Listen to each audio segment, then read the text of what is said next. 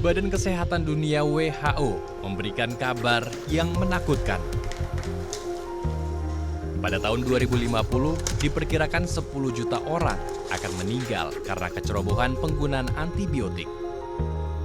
Angka ini lebih besar dari korban jiwa akibat kanker. Saat ini diperkirakan setiap tahunnya 700.000 jiwa melayang sia-sia karena infeksi bakteri resisten. Ya, antibiotik yang digunakan secara masif dan tidak tepat membuat bakteri menjadi resisten.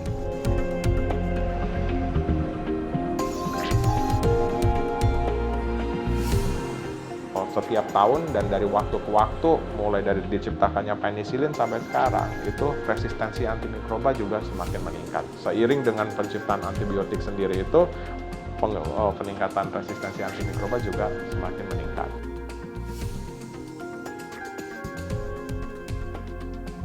Jadi masalah ini tidak hanya di Indonesia sebetulnya, masalah ini ada di seluruh dunia. Prevalensi bakteri yang resisten terhadap antibiotik yang tersedia pada saat ini itu semakin lama semakin meningkat, termasuk juga di Indonesia.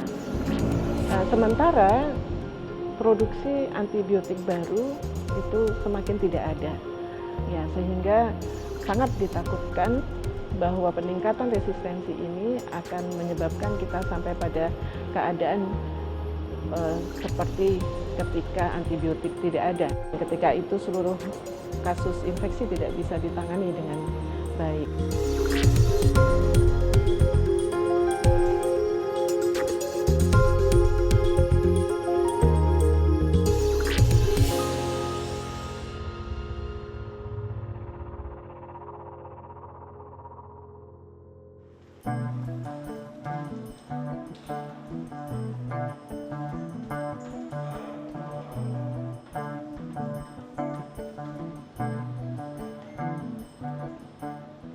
Farah Diba, mahasiswi kedokteran di Jakarta, tak menyangka ia dapat terjangkit bakteri Mycobacterium tuberculosis, mikroba yang bertanggung jawab juga terhadap 800.000 lebih kasus tuberkulosis di Indonesia.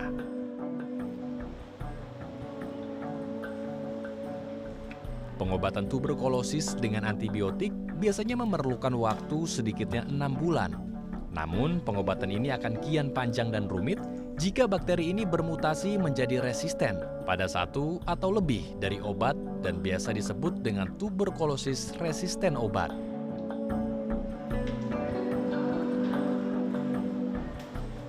Awalnya aku ngerasa badan tuh gampang lemas, capek, terus kok tiba-tiba demam tanpa sebab.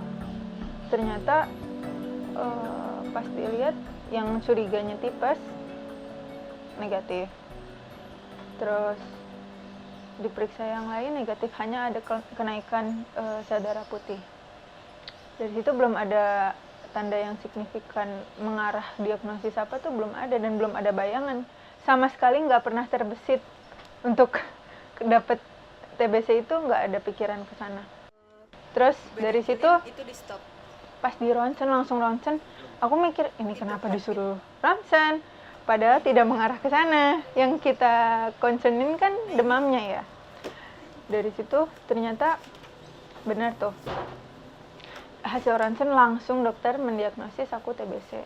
Tapi belum tahu kan MDR atau. Aku disuruh gene expert. Karena kan gene expert itu untuk menentukan apakah memang betul suspeknya MDR ini atau enggak. Ternyata setelah gene expert dilakukan betul dia resisten rifampicin, karena kan kalau rifampicin sudah resisten dia otomatis naik ke MDR.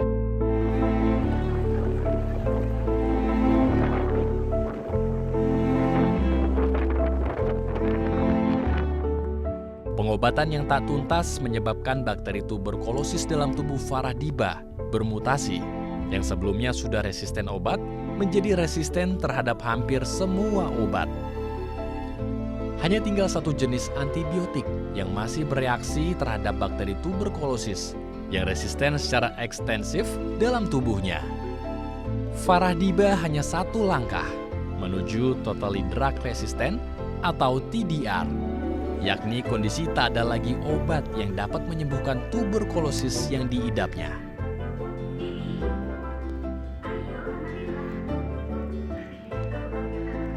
Dari situ kebetulan karena ada faktor dari luar yang membuat aku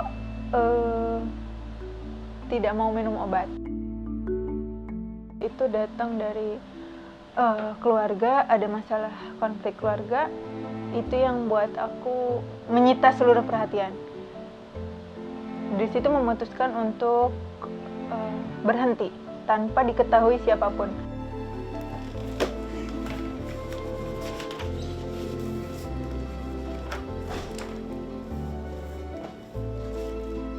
Karena aku mengambil keputusan berhenti pengobatan itu dengan sadar, dengan sangat, itu bukan keputusan yang mudah ya.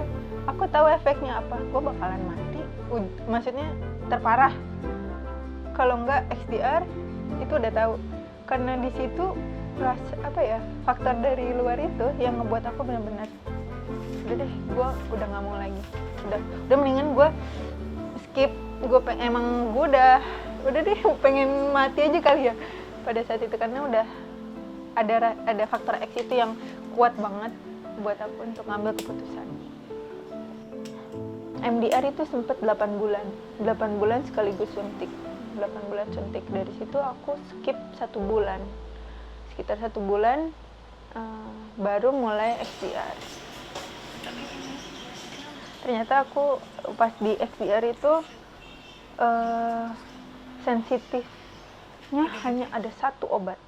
Which is kan kalau 1 obat sensitif, yang lainnya resisten. Kalau 1 obat itu aku resisten juga, aku naiknya bukan XDR, langsung TDR. TDR itu kan totally drug resistant. Sekarang tuh setahu aku obatnya masih diteliti. Belum yang paten, oh ini ada loh ditemuin, sudah terbukti gitu. Kalau itu bisa digunakan untuk pasien TDR. TDR itu ya slowly mati dengan sendirinya.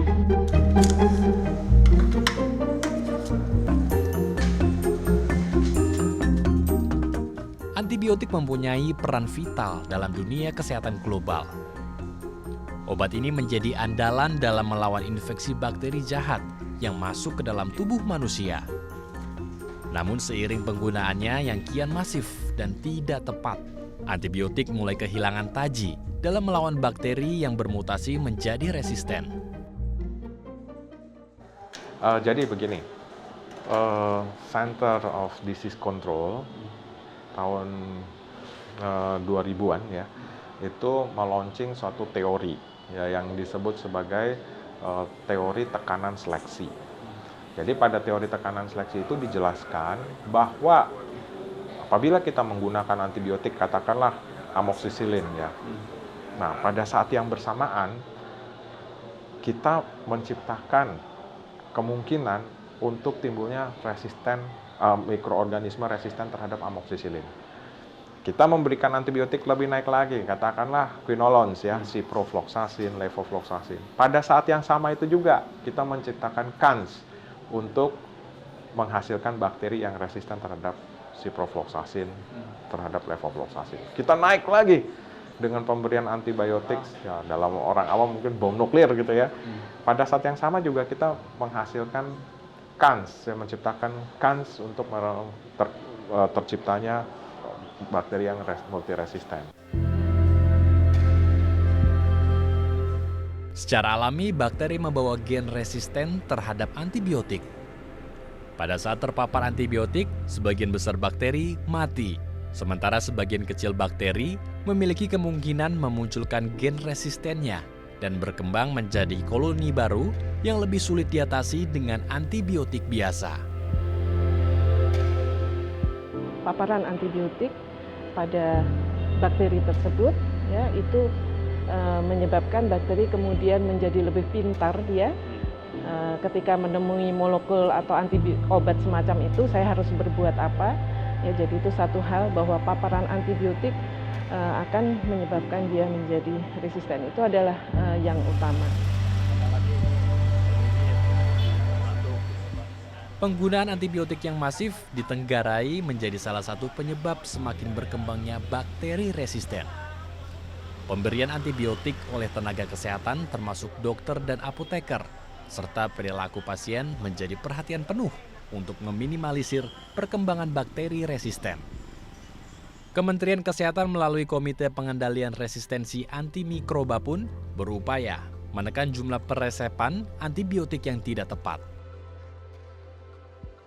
Pada saat itu di tahun 2016 ada survei memang yang dikerjakan di beberapa rumah sakit oleh Kementerian Kesehatan ya, dan didukung oleh KPRA.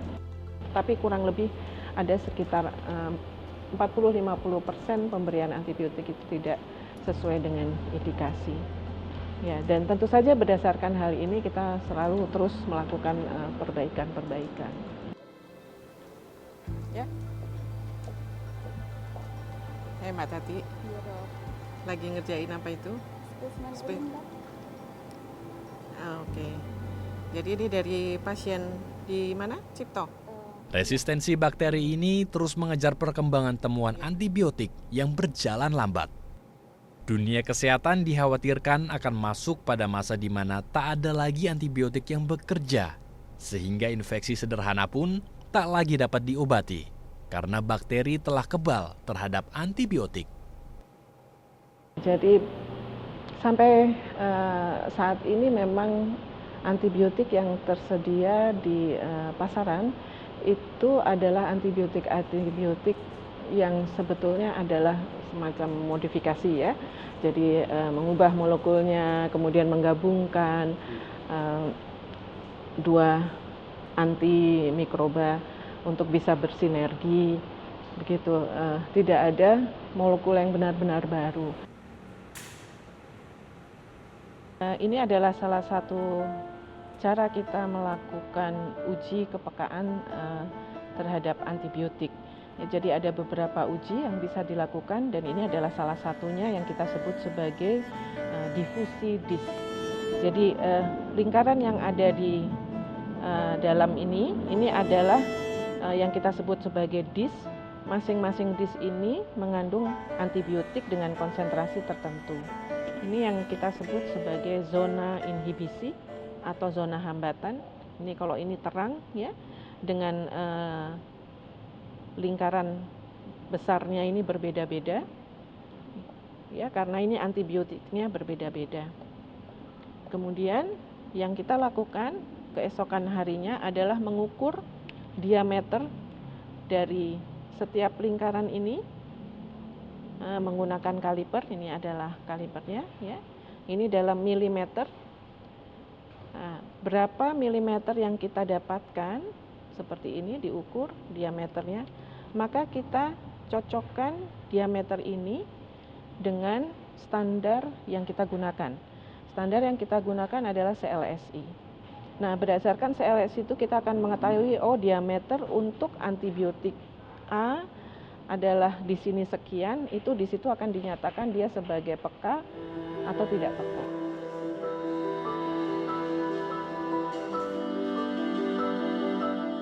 Pengobatan dari mikroorganisme resisten ini juga tentu memakan biaya akan lebih banyak.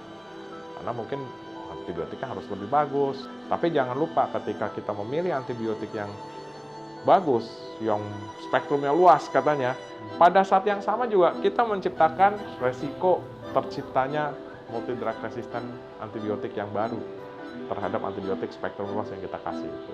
Jadi terus akan begitu ya. Pada beberapa penelitian juga disebutkan bahwa pasien-pasien yang terinfeksi mikroorganisme yang multiresisten itu juga kebanyakan memiliki waktu rawat yang lebih panjang di rumah sakit. Gitu. Juga mungkin untuk petugas kesehatannya, karena dengan merawat pasien dengan bakteri yang multidrug resisten itu kalau dia beresiko juga transmisi baik ke pasien lain juga pada petugas kesehatan termasuk dokternya. Jadi semua pihak pasti akan dirugikan. Pengobatan selesai kapan? Ini udah kemarin kan yang kita barengan ke sana, terus ini udah dikasih apa tuh? Kata dokter kapan Selesai bulan ini ya, tahun ini selesai kan? Terus ini kok masih ada obatnya? Itu yang lebih nggak diminum karena Kelebihan. kelebihan. Nah terus itu kapan kontrolnya lagi kata dokter Di gimana? sini ada tulisannya.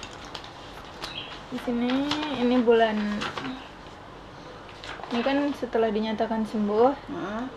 Terus ini tanggal 16 Iya. bulan 6 2020.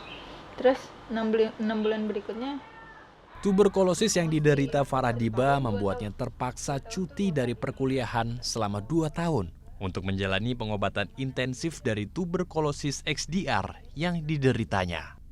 Di satu sisi, Farah Diba ingin sembuh dan kembali mengejar cita-citanya menjadi dokter. Namun pengobatan yang dijalani Farah Diba tidak mudah karena efek samping obat tuberkulosis XDR berdampak pada kesehariannya.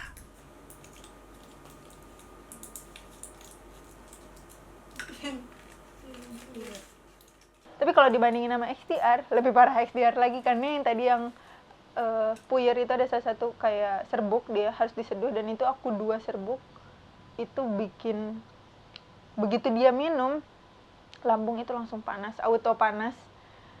Gigi itu kayak rasa ditusuk-tusuk lidah, makanya aku langsung sikat gigi karena untuk ngilangin rasa itu kan. Atau makan sesuatu lah atau minum sesuatu yang bisa ngalihin rasanya. Udah gitu kalau obat XDR bikin aku cemas. Keringat udah pasti tuh dari awal itu keringat banyak banget. Yang aku tuh nggak biasanya dulu tuh nggak yang biasa-biasa aja gitu ya keringatan. Terus cemas, gampang cemas. Kalau ketemu kayak dosen itu langsung keringat bercucuran. Apa ini sih warna kulit itu memang berubah drastis banget tapi perlahan seiring aku sering minum obat itu yang tadi serbuk itu sama ada beberapa obat tablet itu ngebuat aku kulitnya berangsur merah. Udah tuh minum obat di bulan keberapa tuh ya aku udah bulan ketiga aku udah negatif hasil dahaknya sampai terakhir kemarin 24 bulan di tanggal 16 Desember baru aku selesai XDR.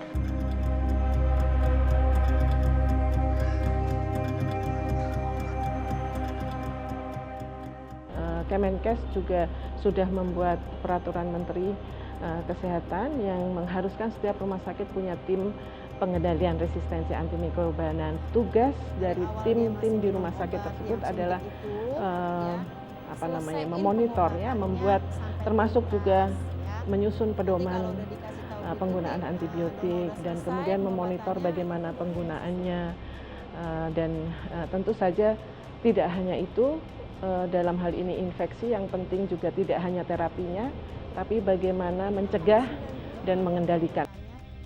Jadi di dalam kita menjalankan program pengendalian itu, kita sangat memerlukan pemeriksaan laboratorium yang bisa memastikan diagnosis infeksinya, satu, dan kemudian selanjutnya memastikan bahwa infeksi itu disebabkan oleh bakteri.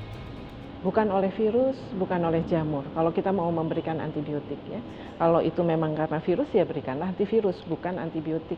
Kalau itu jamur, berikanlah anti jamur, bukan antibiotik juga.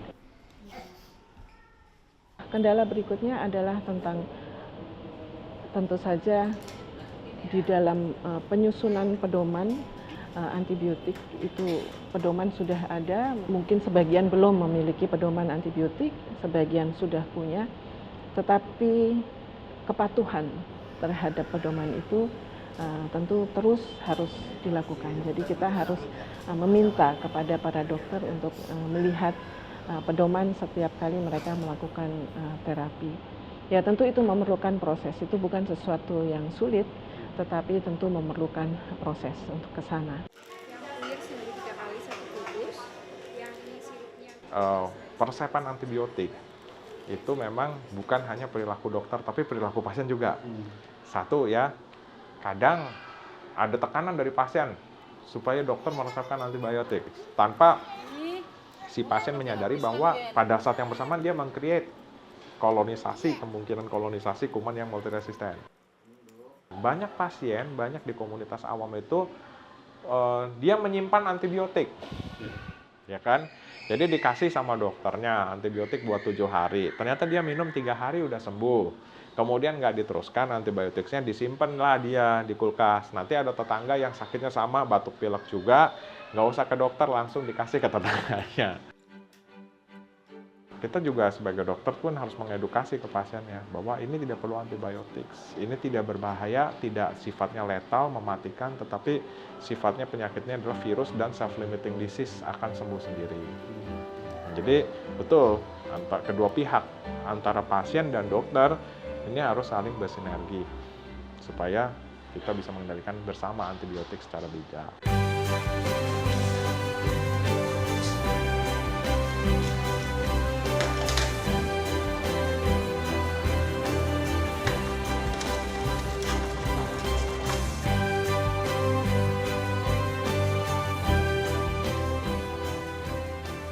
Dan di Kementerian Kesehatan kita tentu saja juga dari berbagai cara. Yang utama adalah dengan memberikan edukasi kepada masyarakat tentang antibiotik itu boleh dikonsumsi tetapi dengan cara yang benar. Kemudian juga kami memberikan edukasi kepada para klinisi, para tenaga kesehatan untuk meresepkan dengan benar. Siapa yang boleh meresep dan tidak boleh meresepkan antibiotik itu kemudian juga diperbaiki. Pengendalian resistensi antimikroba harus berpangkal pada penggunaan antibiotik bijak.